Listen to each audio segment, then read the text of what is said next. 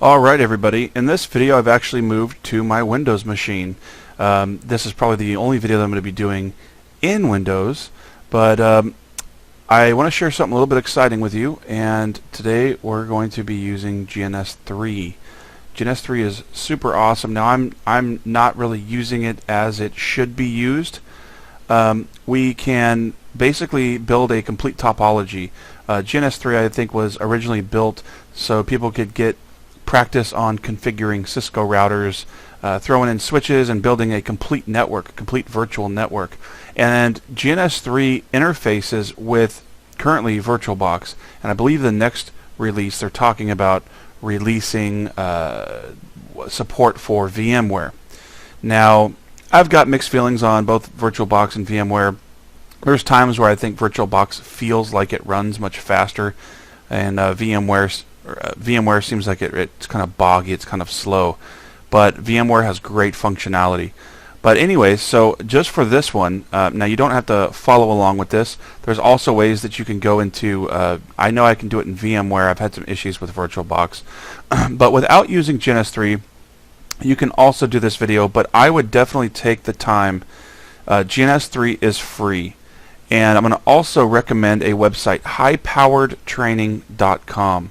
And I have learned, I mean, I really haven't learned much with GNS3, but highpoweredtraining.com, if you go there, they're going to have GNS3 training videos. They're going to learn how to set up pen test labs. If you just want to get into networking and figure out how this stuff works, configure different subnets, do all that, just basic things. I mean, it's great stuff. You can do that. So highpoweredtraining.com, I'll mention them one more time. They've been super helpful. Helped me set up my GNS3, and I've been very specific in how I want to do certain exercises.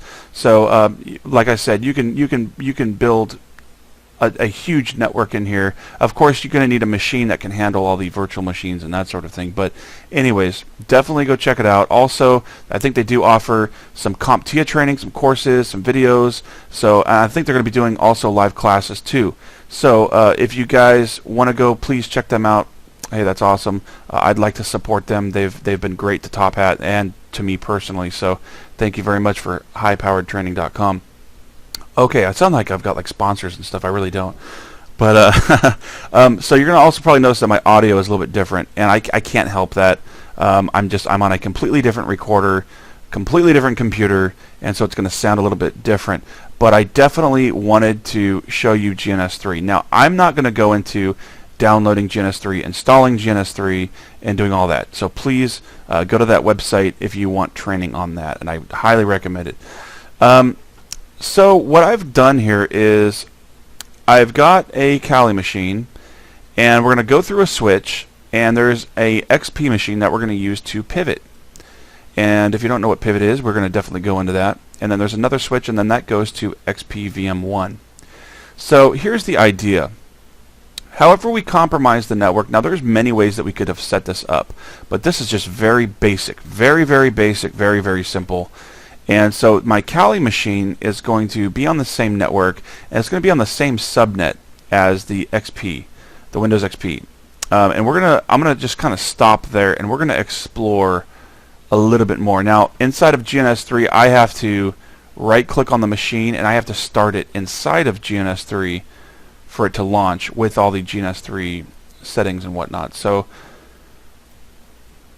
Oh, actually, it's already started. Hold on. I have to tell it that it's stopped. I have to stop these machines, and then I'll be able to restart them. Hold on here. There we go. See, I'm still getting used to it too. Now I can start it. There we go.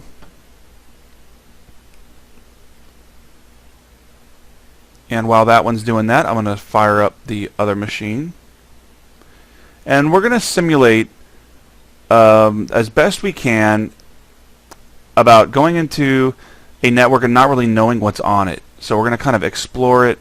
It's going to be as realistic as I can make it anyways, as far as the little scenario that we do have here. So I'm going to start these up.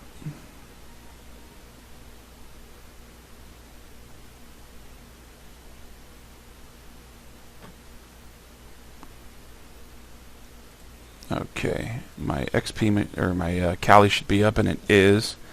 Let me log into that.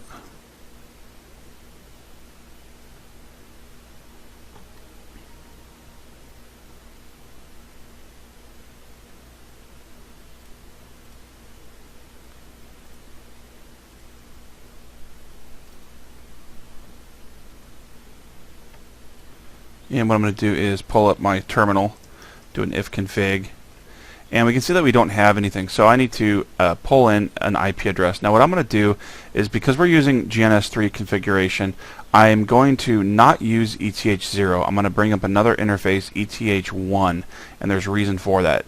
Our first interface should be reserved for GNS3 and GNS3 communication.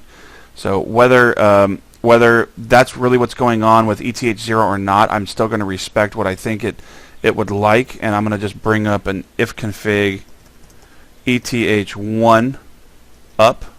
Now I can do another ifconfig, and we can see that ETH1 is now here. So now I can assign it an IP address, and I'm going to simulate as if we're on the same network as the other machine. So ifconfig ETH1, and the other XP machine that we're going to first get into is on a 5, and I think I'll just put mine at 105. Show options. Oops. Oh, see, my brain is in Metasploit mode. Ifconfig. There we go. And so as long as this sticks, then we should be good. There's rare times where I'll do another ifconfig and all of a sudden it'll be gone. So as long as we've got all this, it should be stuck there. If I can do another ifconfig, and it's still there, so that's looking pretty good. Let me go over to. All right, that XP machine's up. I'm going to open up command prompt, do an IP config, and all right. I'm trying not to give you guys any spoilers, but I need to make sure that all of these are running and are up. Otherwise, our exercise isn't going to work. Okay, so it looks like it's going to work. I'm going to now just minimize. Now, okay, so pivoting. This is going to be very basic, and later on after you learn this, we can get I'm going to give you the basic tools, the basic building blocks of what a pivot is and some of the different things that we can do. And then where you go from there is up to you. How deep you can actually penetrate into a network, to many different subdomains and all that sort of thing. That's really up to you, and it's also up to the network, how the network was programmed or configured, I should say. So anyways, let's go ahead and dive into it. Now I need to obviously start my Metasploit services, otherwise I'm not going to get very far. And once that's done, we're going to go ahead and bring up our MSF console.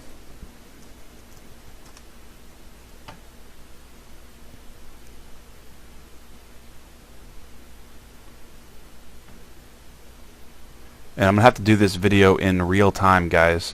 So I may fast forward, I may do some editing, but I've got to do it in real time just because I'm using a different recording program. My other program, I can actually just pause it and I can resume it whenever I want. This one, I'm not really familiar with the keys and whatnot, but we'll try to get through it. I'm just going to be pressured for time now because I can't stop it. No mistakes. All right. Okay, so the first thing I'm going to do is I'm just going to do a hosts, and I'm going to do a -D to delete all of my hosts. I'm going to simulate as if I've got nothing. It's a fresh Metasploit, nothing's in there. And I'm going to go ahead and clear that. We're going to do a hosts. Okay, back to scratch. There's no hosts. Good to go. So what we do know is that we're on a network and we have an IP address. Let me just do another ifconfig, make sure it's still there, and it is 192.168.5.105. So what we're going to go ahead and do is just a db_nmap, and I'm just going to do a quick host discovery. I'm going to do a -PR. It's going to do a ARP ping, and a lowercase -SN. I'm going to do a -V for verbose, and the same subnet that I'm on. So 192.168.5.0/24. And so the SN isn't going to do, I'm telling it not to do any port scanning. I want to just quickly grab, this is just a quick way to grab all of the IPs that are either up or not up. And so hopefully we'll be able to grab one of these. There'll be something else on the network here.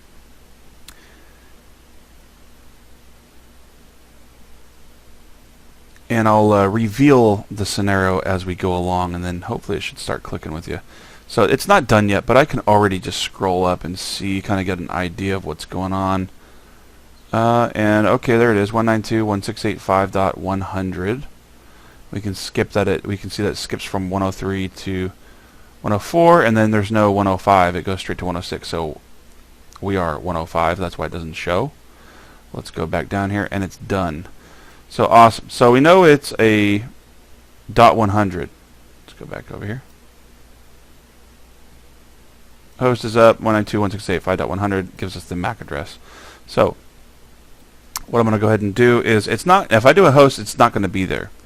Because doing that is, it's not going to plug it in. Now if we want to manually plug in that IP address, we can. But now it's going to plug it in because we're going to actually do a real scan. So I'm going to do a DB nmap. And here's where we're going to start entering our flags. I'm going to do a version detection. We're going to do an aggressive scan. We're going to try to detect the operating system. I'm going to increase the timing to aggressive, and I'm going to do a -V for verbose, and 192.168.5.100.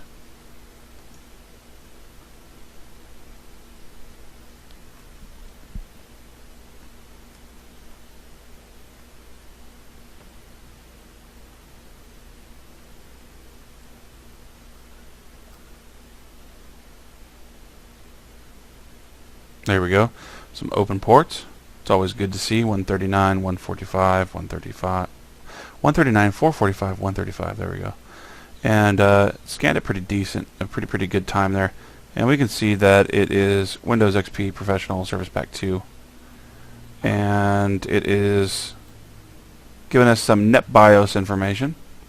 And the SMB Samba server gives us a little trace route. So cool stuff. Looks like it's going to be Windows XP. Now, of course, I know that it's Windows XP, but we're just pretending like we don't know. Hosts, there we go. It plugged in that little piece of information there. And what I'm going to do is, to try and detect the version, we can just use auxiliary. And we're going to do a scanner, SMB, and SMB underscore version. Show options.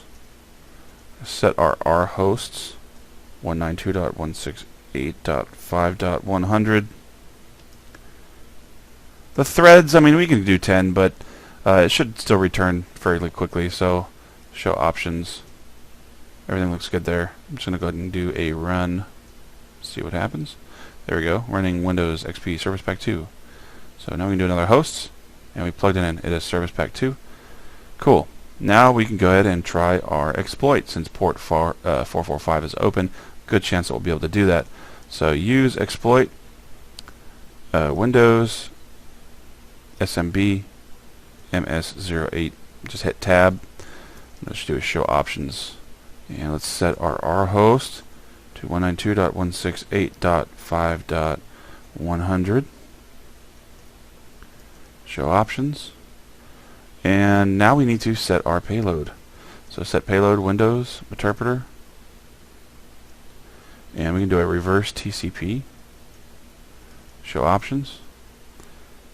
Set the L host to us 192.168.5.105. And we're good to go. So let's go ahead and just do an exploit. Awesome. Remember that we're on session 1. This is going to be important later on. And then we can do our normal get UID. Great. We can do a get PID. Then we can do a PS for processes. 1900 SVC host, which is that's what we currently are. And the screen here is a little bit smaller too, so we just have to deal with some of the scrunchy stuff here. Again, I'm going to go ahead and do a IP config. This is when we actually start looking for our pivot stuff. If we're looking for a pivot, if we're looking for other computers on maybe another subnet or something like that, here's where it kind of gets a little bit interesting. So even though that we're in Linux, we're in Meterpreter, I can still use a command prompt, Windows command, ipconfig, and that will translate it over there and then bring it back to us. Now we can see that there's several adapters. This top one, let's see what's going on here. So interface 1, there's interface 2. Interface 3, which it, for whatever reason, duplicated it, and a crazy interface number. So anyways, we came in, or we're on the same subnet rather, as this machine right here, 192.168.5.100. We're on the exact same one. So we already did a host discovery, try to find other hosts on the same subnet. We didn't find anything. But we noticed that there is another interface with a 10 network. And so it's pulling this IP from somewhere. And there's a chance that there are other machines that are on this subnet. Now, like I said, we could set up a bunch of different scenarios, different things to do. We could be specifically looking for a computer on a different subnet. Depending on the information that we have when we get in. Are we looking for a server? Maybe there's a server that's behind on this subnet. Whatever it is. So, just to give you one more example, if I try and communicate with this subnet, it's out of my range. So if I do a ping, let's do a 10.10.10. And this one says 100, so we know that 100 exists, so let's just try that. It says the network is unreachable. So it's out of our scope. We can't talk to that. We cannot communicate with it. And this is where pivoting comes in. We are going to be able to act as the Windows XP machine and discover more hosts, hopefully on the same interface or on the same subnet. So just wanted to show you that I could not ping that. Now what I can go ahead and do is we're going to run ARP scanner. We're going to do a -R, and we're going to specify the remote IP. And what I mean by remote IP is it's not on the same subnet as we are. It's different. So we're going to do 10.10.10.0/24 because we want to discover what other computers might be on here. Now, I can't just specify whatever subnet I want. We're not going to get any results. We have to use what we have available in these interfaces. I can't just magically just start scanning other subnets. Because we're connected in the Meterpreter session, we are able to run this, and we can run it on as if we were like one of these other interfaces on this 10 network, and it will be able to communicate that and route it back to us. We'll be able to see that. Otherwise, like I said, we could never see it. The traffic would never come back to us. So doing the ARP scan, we're doing the whole subnet because we want to see what is on there. And again, it's just an ARP scan, so it should just give us a quick look. Let's see. Okay, so it found the 100, which is this machine right here, the XP machine. So that's not a big deal. And there we go. There's 200. So we could say, oh, this is our ultimate goal. There's no way that through our Kali machine that we can communicate with 10.10.10.200. It's out of our range. However, now we can set up a pivot and try and exploit this machine or whatever we're trying to do to it. And we'll see if we can be successful in doing it. Now, I will give you a little bit of warning right now. Some of the stuff that we're going to do is going to be a little bit different, and we can actually, if we start doing things kind of aggressively, we can actually cause a denial of service. We can cause the XP machine to freeze, or I should say the target machine, cause it to freeze. We can actually crash the SMB server that's running on there. So we just got to be careful. And there's going to be little tips that I can kind of show you along the way. It might not be exactly realistic, but you're getting the skills and how you would do a pivot, and that's all I'm really looking for. So at this point, we need to background this, and we need to remember that it's on the 200. So we're going to background that, and what we need to do is we need to do a route add.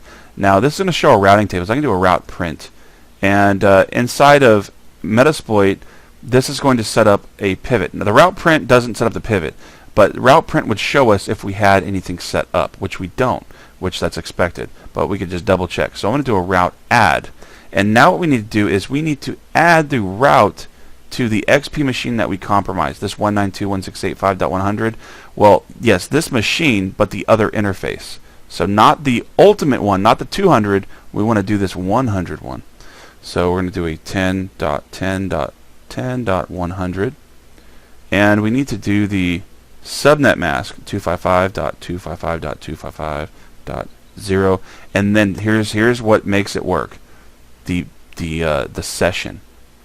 we had session number 1. I need to put session number 1. Without that, we're not going to be able to do this. It's not going to know what the heck we're talking about. So now I can do a route print, and there we go. So we've got the subnet, we got the net mask, and we've got the gateway, which we're going to go through our session 1, our interpreter session. So that's how you set up the pivot. The pivot is now set up. So now let's see some of the other things that we can do. We can try and do a port scan.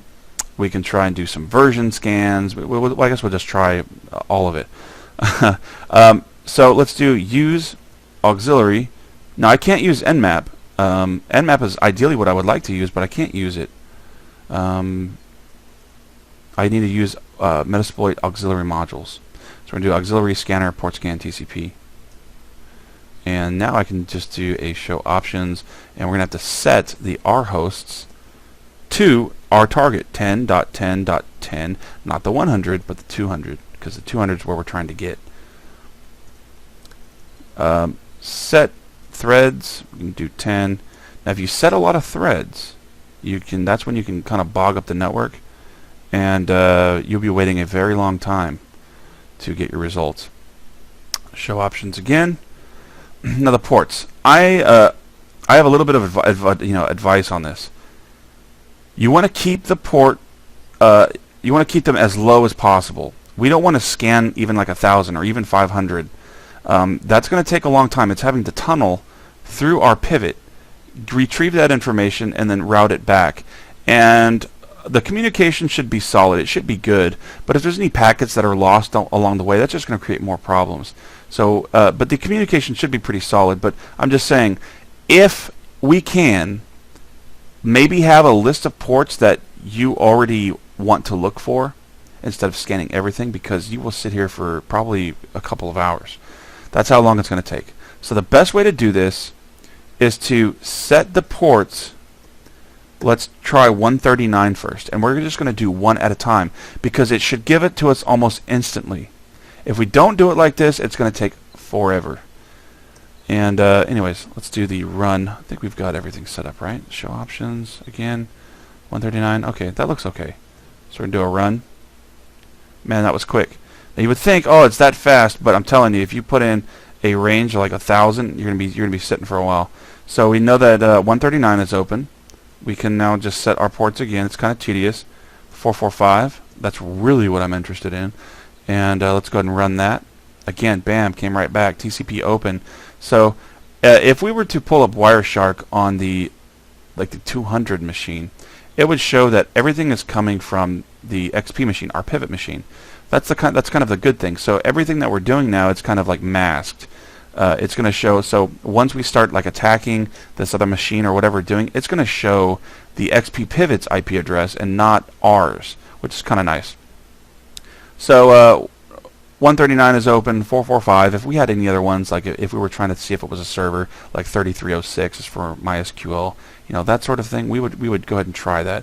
But I would you don't have to follow along like that, but I would just recommend that you just do one port at a time. You're going to be safe like that. You're not going to cause a denial of service on the network or any of the stuff that you probably will run into if you do this long enough. So now what we can do is, let me just do a hosts, and we can see that it is added 10.10.10.200, but we don't know anything else. Now we can search port scanners, we can search scanners. There's all kinds of scanners that we can use. But one thing that I know that we can use is that SMB version.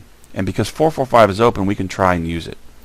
139 is also open. So I'm going to use auxiliary Windows. Did I spell it wrong? No. Auxiliary, man, scanner. That's SMB and then SMB underscore version. This should retrieve the operating system and the service pack all in one shot, and that should fill us in that information. So show options. Alright, set our hosts. It remembers when we did our last one, so we need to change that now to 10.10.10.200. Show options. Alright, I'm just going to leave the threads at 1, that's fine. You can change it to 10 if you want. And let's go ahead and hit run. See what happens here. There we go. So so far so good. We're able to communicate. It's going back and forth. The communication's good. It's giving us the information that we were asking for. And if you notice it starts to lag on you, it could be because it just depends on how you do it. Like I said, if you scan a lot of ports, I mean, you might wait till like tomorrow. I mean, it really can be time consuming. But anyways, there we go. It's filled in. Microsoft XP, Windows XP, Service Pack 2. We can probably do like another ARP scan that would retrieve the MAC address, that sort of thing. But right now we have enough information, and we know the ports that are open to where we can try and exploit this machine. So one other tip. When we do this, we can grab a interpreter session, but we have to use a bind TCP. We cannot use reverse TCP. If we do a reverse TCP, that's a direct connect back to us, and it can't directly connect back to us because it's routing through our pivot. So it's not going to know how to get back. So we need to bind, and if we bind it, then that should work. So I'm going to do a use exploit. We're going to do a Windows, and we're also going to do SMB and MS08. And now we need to set our payload. This time it's going to be Windows interpreter, and it's going to be a bind underscore TCP.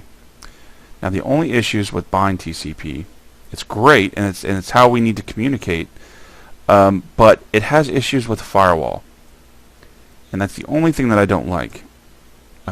Which, if we try and push this with the Windows firewall up, I guarantee you we will eventually crash. We will cause the machine to freeze up, lock up, and you're going to have issues trying to shut it down.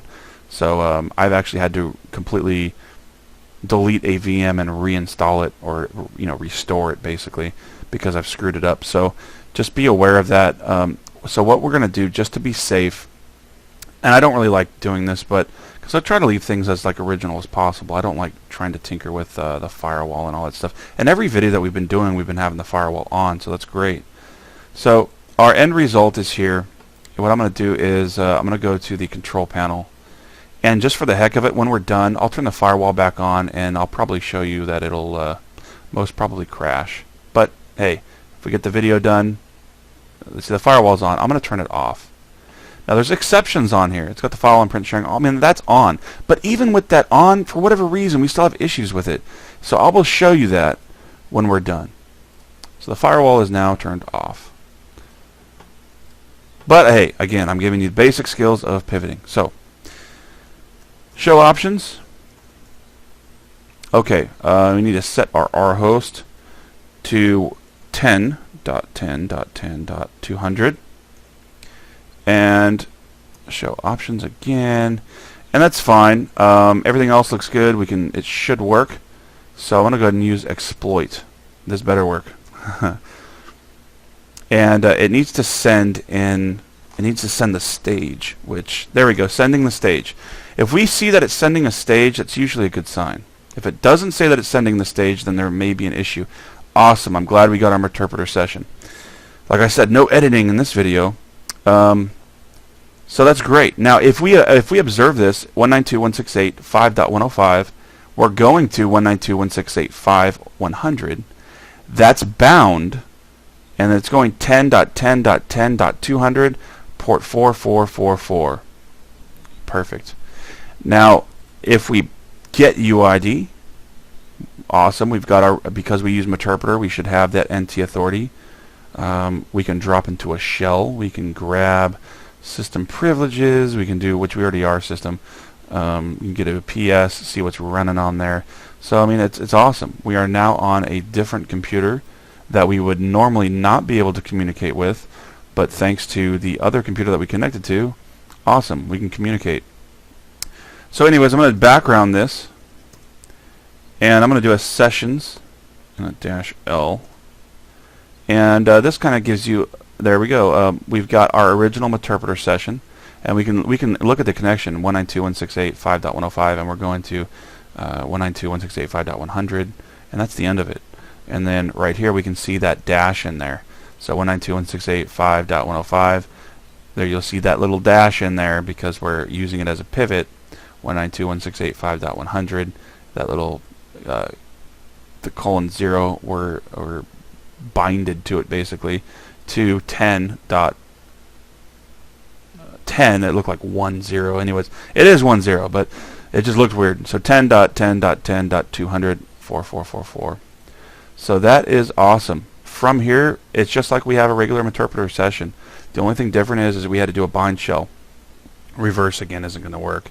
And so as promised, we'll see if I can break the XP machine, and maybe it'll work out. Now to get out of this, I need to do a sessions-I, and we're gonna do the number 2, and then I'm gonna exit it so that I close it out.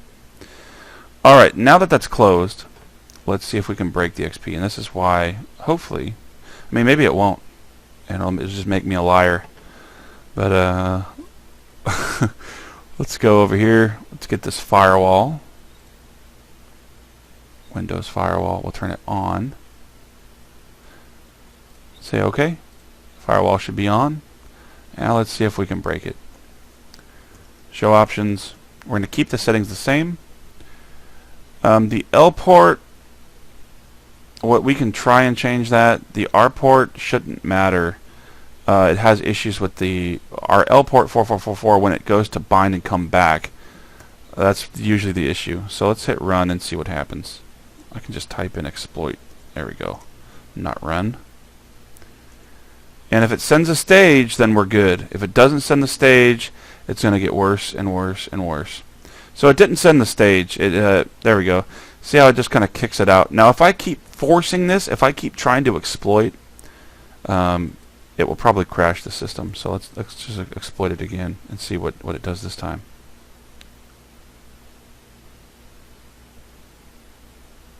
Try it one more time. Maybe third time's a charm.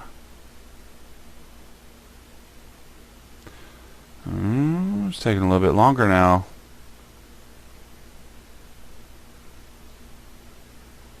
And there you go. Once it gets to this point, the SMB server has crashed. The service has crashed. When we go back to the XP machine, and if I do it again, it's just going to get worse. It's going to keep giving us different errors. So the only way to recover from that, if you ever get something like this, even if you did like a reverse TCP, if you got some weird stuff like this, you just need to restart that XP machine. Now there's no errors or anything. It runs fine, but usually the issue is when we try to turn it off, it usually will just hang up. And you can see it's kind of a little bit slow. Now, let's say I restart or I turn it off. Let's see what it does here. I'll turn it off.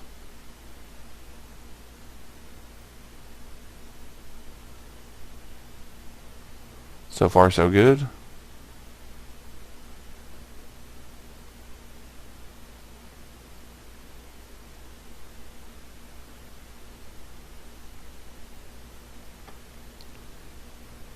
And usually I can get to the blue screen where it tells, not the bad blue screen, but the other screen that says that it's logging off.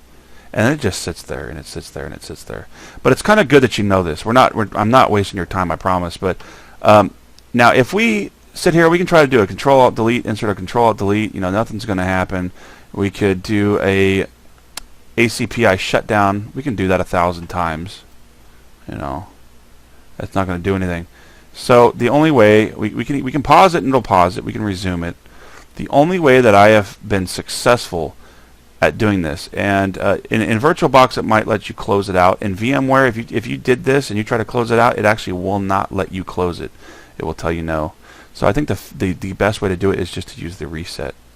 If we do the reset, it comes up with a little pop-up. I just say reset. There you go. Resets the machine. So if you guys have a machine that hangs up when it's trying to log off or log on, if you have any issues, like I said, for you VM users, the VMware users, like I normally am, I gotta wait for the little XP music to play. So anyways, like I said, if you try to close it out, it will just sit there. It won't let you close it out. It's in like a pending state, and you can't fix it. I've force closed VMware. I've reopened it, and the little virtual machine will still say that it's playing, or you know it's on. So, anyways, once we reboot this, it's good to go. Of course, remember if you're in GNS3, you have to start the machine through GNS3, and so what I would need to do at this point is turn it back off, and I'll show you kind of how to clean up GNS3, and then that's pretty much it for this video. I'm glad that it worked out. I mean, there's so many problems that I've ran into before. I've had just the VMs crashing, and the server crashing, all kinds of crazy stuff. But let's try and shut this thing down. Might make me log in. Okay. Well, anyways, it's not connected to GNS3 anymore technically. So how we clean this up is, for example, we would right click and then we would click stop. And then again we would right click here and we would click stop.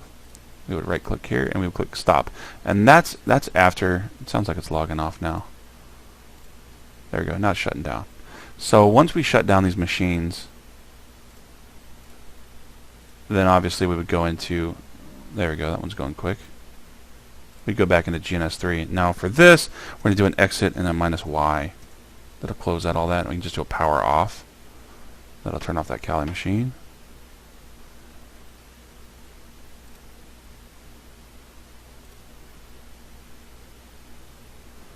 Alright, Kali shut down, so we're just waiting on this WinXP Pivot machine. Awesome. So we're back, VirtualBox is back to normal. And for my XP, now we just go to stop. Just like that. And that's it. And if we wanted to restart it, we would just right click and then go to start again.